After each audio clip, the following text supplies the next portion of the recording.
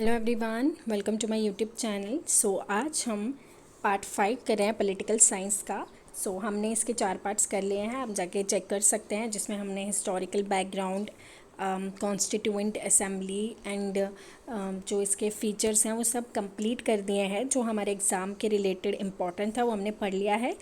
आज हम पढ़ेंगे पार्ट 5, जिसमें हम यूनियन एंड इट्स टेरिटरीज पढ़ेंगे, जिसमें आर्टिकल 1 to 4 है। आज हम ये पढ़ेंगे। कल हम सिटीजनशिप पढ़ेंगे, जिसके आर्टिकल है 5 to 11। हम ऐसे ही सीक्वेंस में पढ़ेंगे ताकि जो सारे आर्टिकल्स हैं वो कंप्लीट हो जाएं, जो हमारा JKPSC एंड असिस्टेंट रजिस्ट्रार के लिए इम्पॉर्टेंट है। इवन JKPSI में भी इम्पॉर्टेंट है, क्योंकि उसमें भी इसके रिलेटेड बहुत सारे क्वेश्चंस पूछे गए हैं।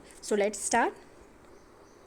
Article 1 to 4 that is union and its territories कौन से पार्ट में है? पार्ट 1 है इंडियन कॉन्स्टिट्यूशन का, जो डील करता है यूनियन एंड इट्स टेरिटरीज से। Article 1 to 4 part 1 of the Indian constitution. Article 1 describe क्या करता है? India that is Bharat. According to article 1, जो इंडियन कॉन्स्टिट्यूशन में जो टेरिटरीज हैं इंडिया के, उसको 3 कैटेगरीज में डिवाइड कर दिया गया है, जैसे territories of state, union territories और वो टेरिटरीज जो गवर्नमेंट ने एक्वायर करी हुई है। आर्टिकल 1 to 4 कौन से पार्ट में है? Under part 1। आर्टिकल 1 क्या डिस्क्राइब करता है? कि इंडिया डेट इज़ भारत। और ये कौन से शेड्यूल में है? तो ये फर्स्ट शेड्यूल में है इंडियन कॉन्स्टिट्यूशन के। आर्टिकल 2 एम्पावर करता है पार्लियामेंट को कि वो न्यू स्टेट्स बना सकता है, इस्टेब्लिश कर सकता है न्यू स्टेट। आर्टिकल 2 क्या एम्पावर करता है पार्लियामेंट को? कि वो न्यू स्टेट को इस्टेब्लिश कर सकता है। आर्टिकल 1 में क्या डिस्क्राइब किया है? इंडिया क्या है? Date is Bharat. तो आर्टिकल 2 में क्या डिस्क्राइब किया है? कि पार्लियामेंट को अथॉरिटी है कि वो न्यू स्टेट को इस्टेब्लिश कर सकता है। आर्टिकल 3 में क्या है? आर्टिकल 3 डील्स करता है इंटरनल रीएडजस्टमेंट।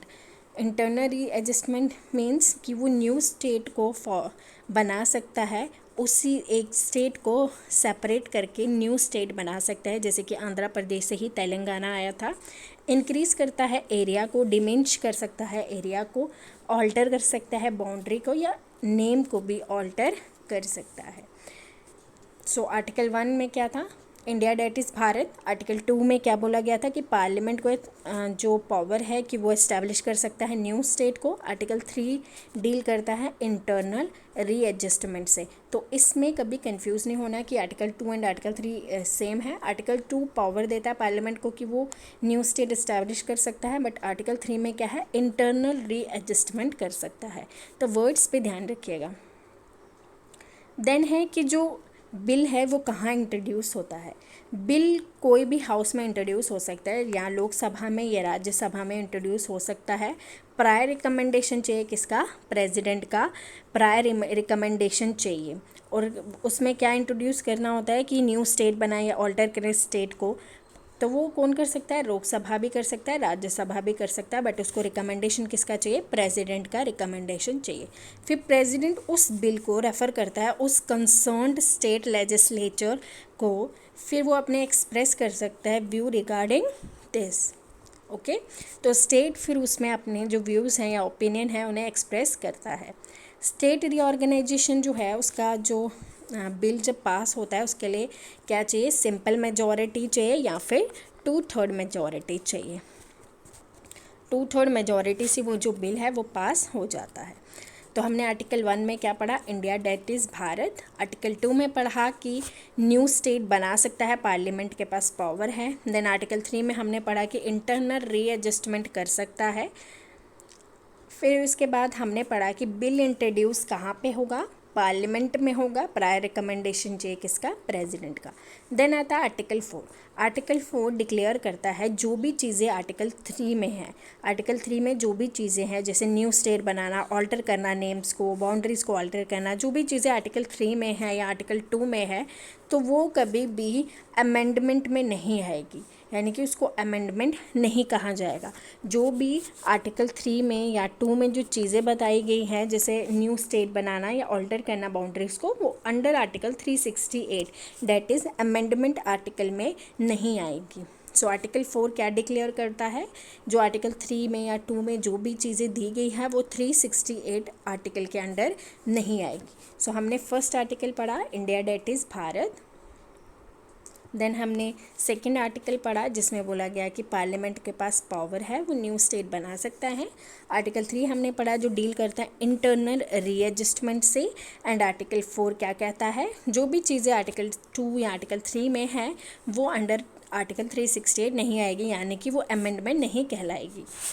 इसका मतलब है कि ये जो भी लॉज आते हैं तो इसको सिंपल मेजॉरिटी के द्वारा या फिर ऑर्डिनरी लेजिस्लेटिव प्रोसेस के द्वारा पास किया जाता है। अब स्टेट्स एंड यूटीज़ का एवोल्यूशन क्या हुआ। 1950s में जो स्टेट थी उन्हें 4 फोल्ड में डिवाइड कर दिया गया था, जैसे part A, part B, part C and part Ds में ऐसे करके डिवाइड कर दिया गया था, जिसमें पार्ट ए में थी 9 स्टेट्स, पार्ट बी में 9, पार्ट सी में 10 एंड पार्ट डी में 1 स्टेट्स थी। तो स्टेट एंड यूटीज़ को ऐसे डिवाइड किया।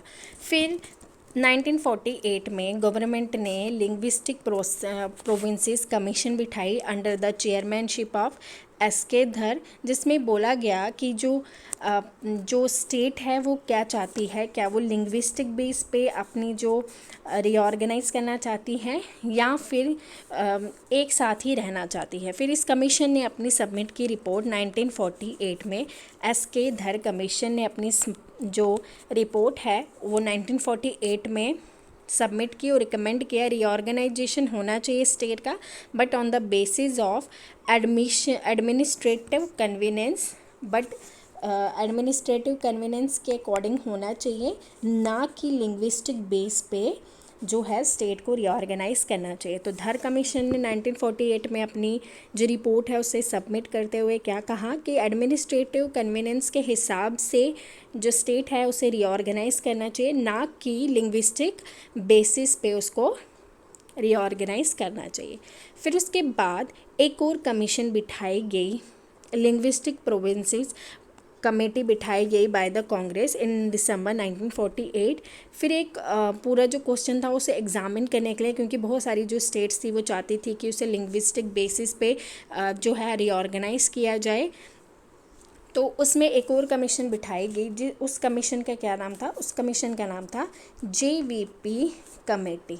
JVP कमेटी यानी कि जवाहरलाल नेहरू, वल्लभ भाई पटेल एंड पट्टाभाई सितारा माया, ये 3 जो लोग थे इनके द्वारा एक कमेटी बिठाई गई। इसे पॉपुलरली JVP कमेटी भी कहा जाता है। इन्होंने अपनी जो रिपोर्ट है उसे सबमिट किया अप्रैल 1949 में। इन्होंने अपनी जो कमेटी है उसकी रिपोर्ट सबमिट की और रिजेक्ट कर दिया कि जो स्टेट है उसे रीऑर्गेनाइज नहीं किया जाए on the basis of language के अकॉर्डिंग उसे रीऑर्गेनाइज नहीं किया जाए। अक्टूबर 1953 में गवर्नमेंट को फोर्स किया गया बहुत सारे लोगों के द्वारा और बोला गया कि हमारे को क्या चाहिए, हमें लैंग्वेज के बेस पे स्टेट चाहिए। और पहली स्टेट कौन थी जो लैंग्वेज के बेसिस पे जो है बनाई गई, वो है आंध्र प्रदेश को बनाया गया लैंग्वेज के बेस पे इन 1953। बिकॉज़ वहाँ पे जो थे एरिया जो लोग रहते थे वो Telugu speaking and Madras speaking जो लोग थे वो रहते थे, तो उन्होंने कहा था कि हमें लैंग्वेज के बेसिस पे हमें अलग कर दिया जाए। फिर उसके बाद उनकी जब बात नहीं मानी गई तो एक मोस्ट इम्पॉर्टेंट जो लीडर हैं जिन्होंने बहुत ज़्यादा सेक्रीफाइस किया था सेपरेट स्टेट बनाने के लिए, उनका नाम है पोटी श्रीरामुलु। वो एक कांग्रेस पर्सन थे जिन्होंने 6 डेज़ हंगर स्ट्राइक किया। तो वो चाहते थे कि तेलुगु स्पीकिंग और मद्रास स्पीकिंग जो लोग हैं उन्हें अलग कर दिया जाए। तो 1953 में फर्स्ट जो सेपरेट स्टेट बनी थी on the basis of language तो वो थी आंध्र प्रदेश। फिर जो पोटी श्रीरामुलु है वो हंगर स्ट्राइक के दौरान ही वो मर चुके थे। फिर उसके बाद सेपरेट स्टेट आंध्र प्रदेश को बना दिया गया था। इसके बाद जैसे ही आंध्र प्रदेश जब स्टेट बनती है एक और कमीशन बिठाई जाती है जिसे बोला जाता है फजल अली कमीशन। फजल अली कमीशन बिठाई जाती है जिसमें बात की जाती है कि जो स्टेट बन गई आंध्र प्रदेश वो लैंग्वेज के बेसिस पे बनी है, तो गवर्नमेंट को फिर से बोला जाता है कि एक स्टेट रीऑर्गेनाइजेशन कमेटी बिठाई जाए। उसमें फजल अली कमीशन में कितने मेंबर्स थे, 3 मेंबर्स थे। तो उसमें 3 मेंबर्स कौन थे, एक फ़ज़ल अली मेंबर, एक थी फ़ज़ल अली, तो एक थे KM Panikkar and second one is HN Kunzru. तो ये 3 मेंबर थे जो कमेटी बिठाई गई थी और बोला गया था कि स्टेट को लैंग्वेज के बेसिस पे रीऑर्गेनाइज किया जाए। तो इन्होंने अपनी जो है सबमिट की रिपोर्ट 1955 में अपनी रिपोर्ट सबमिट की और बोला कि स्टेट को रीऑर्गेनाइज किया जाए on the basis of language. But उन्होंने ये रिजेक्ट की थ्योरी की 1 लैंग्वेज 1 स्टेट। इन्होंने इस थ्योरी को रिजेक्ट किया। किस थ्योरी को रिजेक्ट किया कि एक लैंग्वेज एक स्टेट नहीं होना चाहिए। तो ये 3 कमेटीज़ थी जिनको लैंग्वेज के लिए बैठाया गया था। पहली थी धर कमीशन जो हमने अभी पढ़ी, इन्होंने रिजेक्ट किया था, और JVP कमेटी ने भी रिजेक्ट किया था कि लैंग्वेज के बेसिस पे नहीं स्टेट रीऑर्गेनाइज होनी चाहिए। बट फ़ज़ल अली कमीशन ने इसको एक्सेप्ट किया था। तो आपको ऐसे क्वेश्चन आ सकता है कि जो committees related to reorganisation of the state, तो वो थी, एक थी धर कमीशन, एक थी JVP कमेटी एंड एक थी फ़ज़ल अली कमीशन। इसके बाद स्टेट रीऑर्गेनाइजेशन एक्ट आता है कब, 1956 में क्या आता है, स्टेट रीऑर्गेनाइजेशन एक्ट। तो स्टेट रीऑर्गेनाइजेशन 1956 में आता है by 7th constitutional amendment act of 1956। तो कौन सी अमेंडमेंट एक्ट के तहत आता है, 7th कॉन्स्टिट्यूशनल अमेंडमेंट। तो ये मोस्ट इंपॉर्टेंट चीज़ें आपको याद होनी चाहिए कि 1956 में स्टेट रीऑर्गेनाइजेशन एक्ट आता है बाय 7th कॉन्स्टिट्यूशनल अमेंडमेंट के बाद। फिर उसके बाद इन्होंने जो ये मैंने आपको बताया part A, part B, part C, 1950s में तो जो स्टेट थी वो ऐसे डिवाइडेड थी। तो इन्होंने सभी स्टेट को इंक्लूड कर दिया, इनके part C and part D cut गया, तो सब किस में आ गई, पार्ट ए में आ गई। Part A and part B में सारी स्टेट आ गई और पार्ट सी जो था उसे अबॉलिश कर दिया गया था। फिर बहुत सारी स्टेट्स बनी, जैसे ही सी पार्ट जो है वो अबॉलिश हो गया, तो उसके बाद 14 स्टेट रही, तो क्या रहा, 6 यूटीज़ बनी। कब, November 1st 1956 में आफ्टर रीऑर्गेनाइजेशन। बहुत सारी न्यू स्टेट्स बनी, जैसे केरला जो था वो मर्ज कर दिया गया त्रावणकोर कोचीन के साथ, Malabar district of Madras state, ये सब जो स्टेट्स थी इन सबको मर्ज कर दिया गया था। ऐसे ही बहुत सारी स्टेट्स बनी, जैसे महाराष्ट्र एंड गुजरात अलग से स्टेट बनी 1960 में। जो दादरा एंड नगर हवेली है वो कब बनी, 1954 में। गोवा, दमन एंड दीव बनी 1961 में।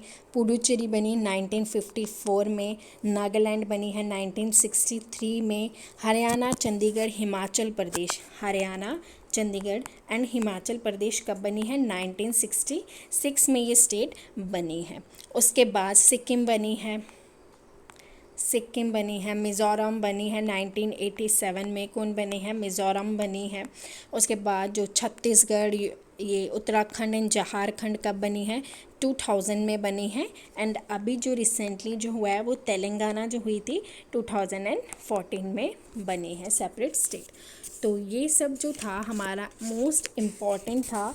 इसमें ही जो J&K रीऑर्गेनाइजेशन एक्ट हुआ था, जो बाइफर्केशन हुआ है 2019, ये भी मैंने आपको कवर करा दिया। आप इसके बाद जो रीऑर्गेनाइजेशन आया स्टेट रीऑर्गेनाइजेशन, आपको वो J&K का वो मैंने आपको कवर करा दिया, आप वीडियोस में जाके चेक कर लीजिए। तो आपको ईयर याद होना चाहिए स्टेट रीऑर्गेनाइजेशन एक्ट का क्या था, 1956, एंड कौन सी अमेंडमेंट थी, 7th अमेंडमेंट थी।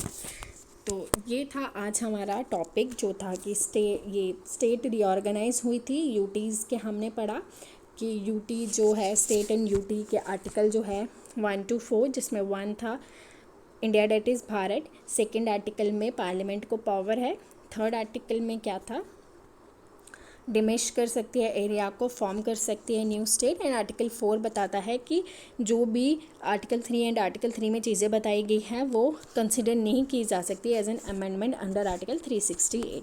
जो पहली स्टेट्स थी वो ऐसे part A, part B, part C में डिवाइड कर दी गई थी। जैसे ही स्टेट रीऑर्गेनाइजेशन एक्ट आता है 1956 में, उसके बाद जो part C and part D था वो कैंसिल हो गया था। तो उसके बाद जो न्यू स्टेट्स बनी हैं जो मैंने आपको बता दी। तो ये था आज हमारा टॉपिक जो है यूनियन एंड इट्स टेरिटरीज़। आज ये हमारा कंप्लीट हो गया है। अगर आपको इसकी बुक भी पढ़नी है तो आप लक्ष्मीकांत को रेफ़र कर सकते हैं। तो आप लक्ष्मीकांत पढ़िए, मोस्ट इम्पॉर्टेंट बुक है। सो आज के लिए बस इतना ही। मिलते हैं अपने नए लेक्चर में जो कि है सिटीज़नशिप। तब तक के लिए अपना ख्याल रखिए एंड बाय बाय।